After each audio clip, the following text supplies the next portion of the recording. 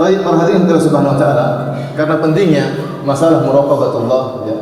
Maka Nabi Muhammad sallallahu alaihi wasallam diturunkan oleh Allah Subhanahu wa taala ya beberapa kisah dalam Al-Qur'an yang menjelaskan tentang pentingnya muraqabatullah. Pentingnya merasa diawasi oleh Allah Subhanahu wa taala. Dan kita tahu waktu Rasulullah SAW di fase Mekah yang banyak masuk Islam adalah para pemuda. Yang menopang dakwah Nabi SAW adalah anak-anak muda. Kebanyakan orang-orang tua tidak mau masuk Islam. Abu Jahal, Abu Lahab dan abu-abu yang lainnya tidak mau masuk Islam. Kenapa? Mereka merasa lebih tua, merasa lebih dahulu, merasa lebih senior. Yang kebanyakan mengikuti Nabi SAW adalah yang sebaya dengan Nabi atau yang di bawah Nabi SAW. Abu Bakar beda 2 tahun lebih muda daripada Nabi SAW. Dan anak-anak muda yang lainnya, ada di antara mereka umurnya 16 tahun, ada yang umurnya 18 tahun, ada yang 17 tahun. Ya. Dan mereka kemudian menjadi pionir-pionir dakwah, menopang dakwah Nabi sallallahu alaihi wasallam. Dan para pemuda merupakan generasi penting dalam dakwah, tidak boleh disepelekan. Ya. Oleh karenanya tatkala Allah bercerita tentang Ashabul Kahfi, Allah mengatakan innahum fityatun amanu bi rabbihim wa zidnahum huda. Mereka adalah anak-anak muda. Kata Allah, mereka adalah anak-anak muda yang beriman kepada Rabb mereka. Tatkala satu negeri seluruhnya kafir, ada anak-anak muda yang beriman kemudian melawan kesyirikan yang ada sehingga akhirnya mereka pun lari untuk menyelamatkan diri dan akhirnya mereka masuk dalam goa untuk menyelamatkan diri. Maksud saya, anak-anak muda itu adalah generasi yang sangat penting untuk menyebarkan apa? Dakwah. Ya. Kenapa kalau sudah tua banyak urusan? Sudah tua banyak urusan harus check up terus ke rumah sakit, ya, ini urusan sendiri. Belum urusan macam-macam ya. Anak muda masih banyak kegiatan, masih banyak mereka ini sangat penting. Namun mereka harus bisa mengendalikan iman mereka. Dan di antara perkara yang sangat mengganggu mereka adalah masalah fitnah wanita. Fitnah wanita. Makanya Rasulullah SAW ya, menceritakan kepada mereka tentang kisah-kisah dalam Al-Quran, di antaranya kisah Nabi Yusuf alaihissalam, untuk menjelaskan bagaimana pentingnya seorang merasa ya, diawasi oleh Allah Subhanahu wa taala. Karena mereka akan terjebak dalam godaan-godaan, terutama godaan para wanita yang bisa memalingkan mereka dari jalan Allah Subhanahu wa taala. Nah, kalau mereka sudah terkena fitnah wanita, ya susah, akhirnya konsentrasi untuk dakwah, untuk membantu dakwah berkurang, atau bahkan mereka bisa terpalingkan sama sekali. Ya. Maka saya ingatkan para pemuda yang banyak hadir di pengajian ini, para pemuda, ya, ingat bahwasanya Anda adalah generasi yang sangat penting dalam berdakwah. Tapi ingat, harus mengendalikan iman Anda. Hati-hati dengan fitnah wanita, apalagi di zaman sekarang ini, ya, di mana fitnah sangat luar biasa. Ya. Sebagaimana kita tahu tentang kisah Nabi Yusuf alaihissalam, ya, Allah sebutkan bagaimana dia digoda dengan Zulaikha, yang kemudian Zulaikha bercantik dirinya, ya, sampai Al-Imam Ibnu Qayyim menyebutkan sekitar 10 godaan yang dihadapi oleh Nabi Yusuf alaihissalam. Kemudian juga As-Sa'di juga mengatakan sekitar 10 godaan yang dihadapi oleh Nabi Yusuf alaihissalam, dirayu oleh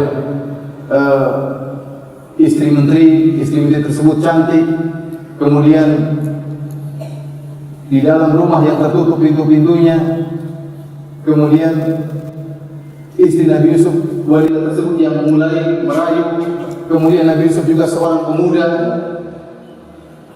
kemudian ya, tidak ada yang curiga karena Nabi Yusuf adalah seorang yang asing. Ada sekitar 10 faktor yang dihadapi, ujian yang dihadapi oleh Nabi Yusuf alaihissalam. Namun subhanallah, Nabi Yusuf alaihissalam ya bisa menghadapi ujian tersebut.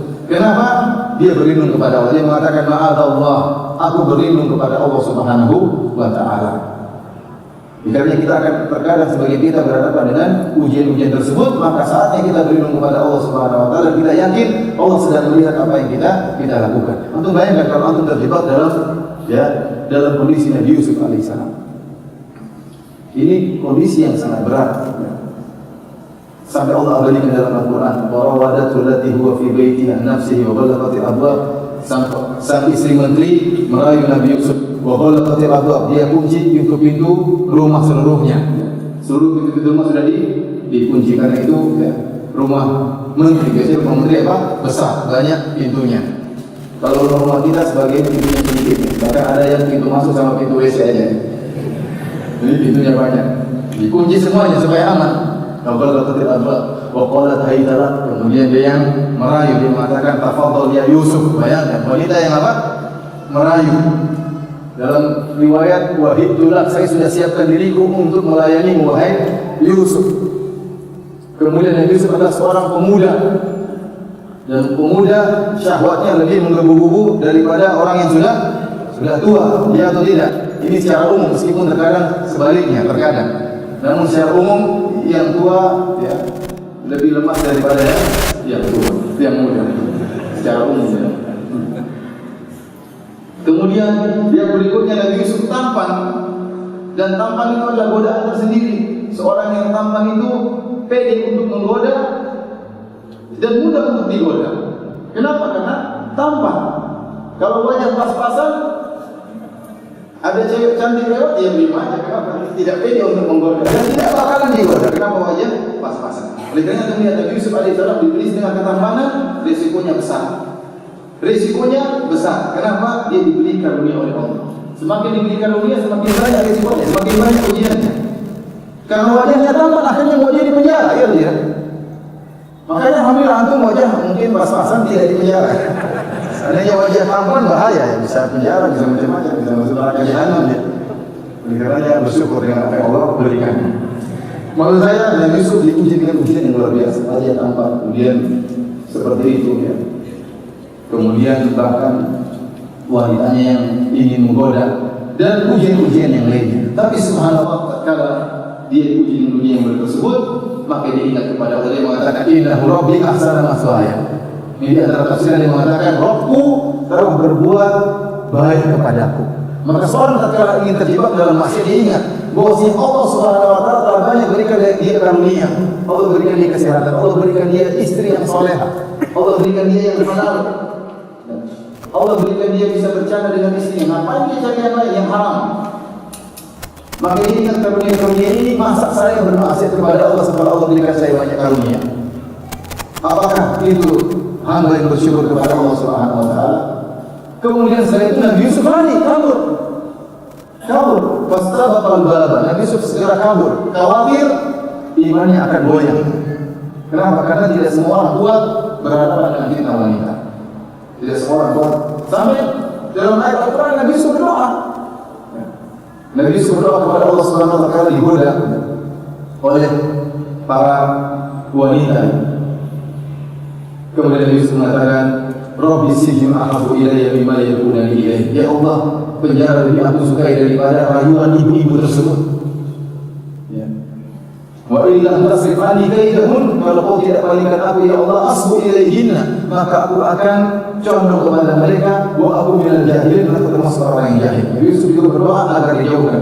Nabi Yusuf mengatakan kalau seandainya saya tidak dijauhkan, maka saya akan terjebak suatu hari. Katanya para hadirin, ini cerita ini disampaikan oleh Nabi kepada para sahabat melalui ayat Al-Quran dalam surat Yusuf. Kenapa? Banyak para sahabat yang muda, masih muda-muda, agar mereka paham bahwasanya fitnah wanita fitnah yang besar. Dan seorang kalau sudah syahwatnya menggebu-gebu, maka ya, dia terkadang lupa dengan kondisi sekelilingnya. Anda lihat bagaimana para ibu-ibu terkadang mereka berkumpul, lantas istri menteri mengatakan, wahai Yusuf, lewatlah di hadapan mereka. Nabi Yusuf lewat di hadapan mereka, lantas mereka melihat ketampanan Nabi Yusuf alaihissalam.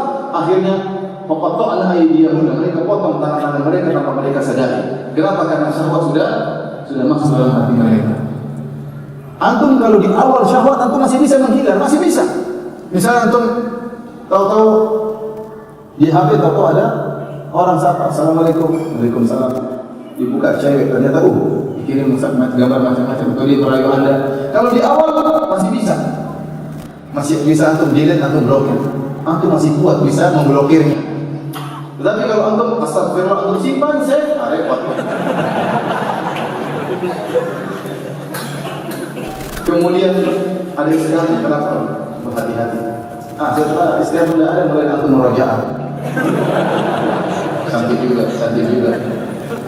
Kalau sudah syahwat Anda sudah masuk dan sudah tegang, Anda tidak akan selamat.